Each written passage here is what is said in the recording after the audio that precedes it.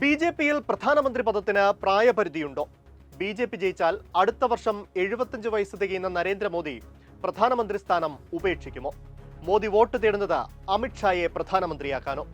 കഴിഞ്ഞ ദിവസം അരവിന്ദ് കെജ്രിവാൾ നടത്തിയ പരാമർശം ബി.ജെ.പി ക്യാമ്പിനെ വല്ലാതെ അസ്വസ്ഥമാക്കിയിരിക്കുകയാണ്. मैं बीजेपी से पूछता हूं, आपका प्रधानमंत्री कौन होगा? आप लोग सोच रहे होंगे केजरीवाल क्या बात कर रहा है, मोदी जी होंगे. नहीं, मोदी जी अगले साल 17 सितंबर को 75 साल के हो रहे हैं. बीजेपी के अंदर मोदी जी ने 2014 में मोदी जी ने खुद ने रूल बनाया था कि बीजेपी के अंदर जो भी 75 साल का होगा उसको रिटायर कर दिया जाएगा.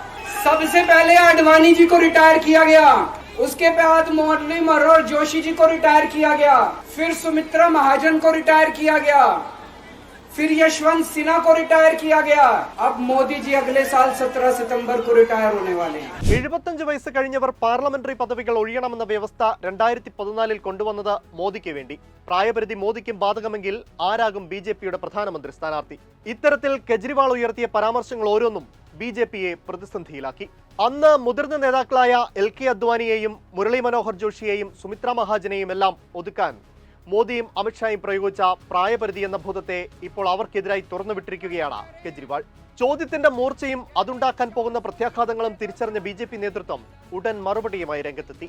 പാർട്ടി ഭരണഘടനയിൽ 75 വയസ്സെന്ന വ്യവസ്ഥയില്ലെന്ന പത്രസമ്മേളനം നടത്തി വ്യക്തമാക്കേണ്ടി വന്നു അമിത്ഷായ്ക്ക്.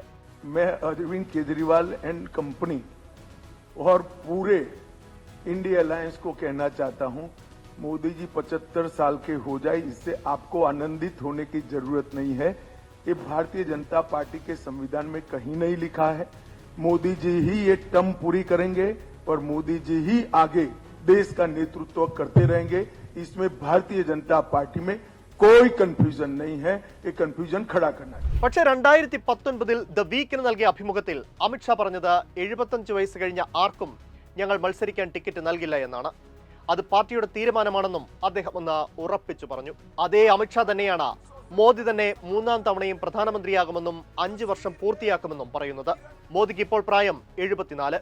അടുത്ത വർഷം സെപ്റ്റംബർ 17-ന് അദ്ദേഹത്തിന് 75 വയസ്സ് തികയും. 2019 അമിത്ഷാ വിശദീകരിച്ച പാർട്ടി തീരുമാനം വെച്ചാണെങ്കിൽ ബി.ജെ.പി അധികാരത്തിൽ വന്നാൽ മോദിക്ക് പ്രധാനമന്ത്രി പദത്തിൽ തുടരാനാവുക കഷ്ടിച്ച് 1 വർഷം. അതിനുശേഷം മറ്റൊരാൾ പ്രധാനമന്ത്രിയാകേണ്ടി വരും.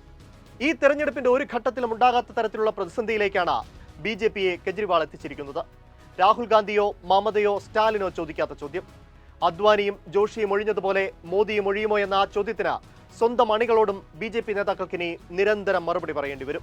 മോദിയെ വീണ്ടും പ്രധാനമന്ത്രിയായി ഉയർത്തിക്കാണിച്ചാണ് ബി.ജെ.പി പ്രചാരണങ്ങൾ നടത്തുന്നത്.